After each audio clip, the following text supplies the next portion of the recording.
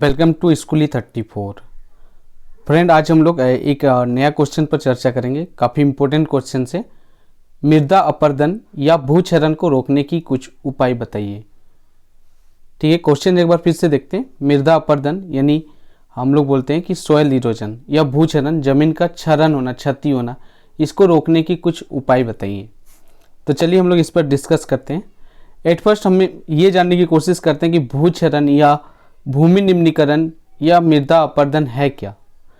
तो कुछ natural reason से, कुछ प्राकृतिक कारणों से, जैसे कि मिट्टी का अपक्षय, ये सभी कारणों से और मानव की एक्टिविटी से भी भूमि अब क्या हो रही है, धीरे धीरे अनुपजाऊ होने जा रहे हैं। ठीक है, भूमि का अनुपजाऊ होते जाना, इसे ही हम लोग भूक्षरण कहते हैं। वनों की कटाई तथा पशुओं की अधिक चराई इसका दो मेन वजह है। और जो उद्योग है उनसे निकलने वाले जो वेस्ट मटेरियल से जो इधर उधर बिखेर दिया जाता है, ये भी एक बड़ी कारण है।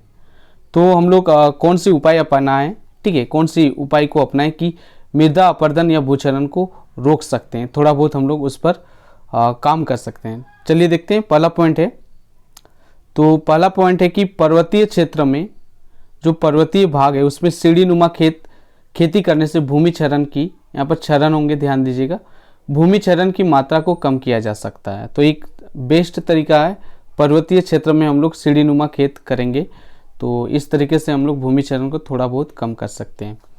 मरुस्थलीय भाग में अगर बात करें तो मरुस्थल के चारों ओर वृक्ष लगाकर हम जो है भूमि क्षरण को काफ़ी हद तक रोक सकते हैं।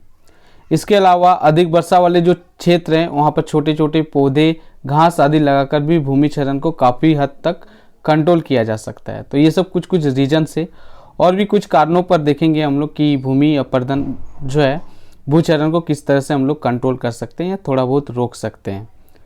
एक ही भूमि पर बदल बदल कर विभिन्न फसलों की खेती से भी भूमि क्षरण पर, यहाँ पर क्षरण होंगे, पर नियंत्रित किया जा सकता है। मतलब एक ही भूमि है जहाँ पर हम लोग फसल की कोई भी फसल की खेती कर रहे हैं, वहाँ पर हम लोग हर वर्ष या हर बार एक ही फसलों की खेती ना करके समय समय पर अन्य पौधों की, अन्य फसलों की खेती करते हैं, यानी बहुविध फसल प्रणाली को अपनाते हैं। तो इस तरीके से भी भूमि क्षरण होने से काफ़ी ज़्यादा हम लोग रोक सकते हैं।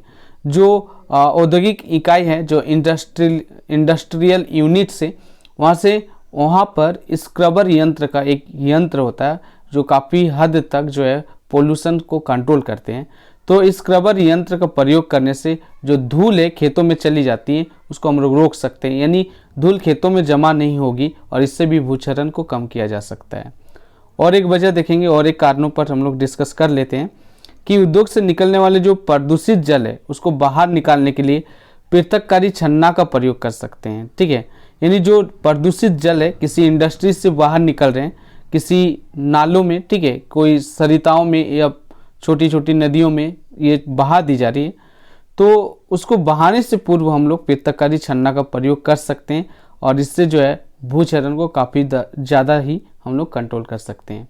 कि आई होप कि आप लोगों को समझ में आए होंगे। तो नेक्स्ट हम लोग फिर अगले क्वेश्चन पर डिस्कस करेंगे। आज के लिए बस इतना ही, तब तक के लिए धन्यवाद।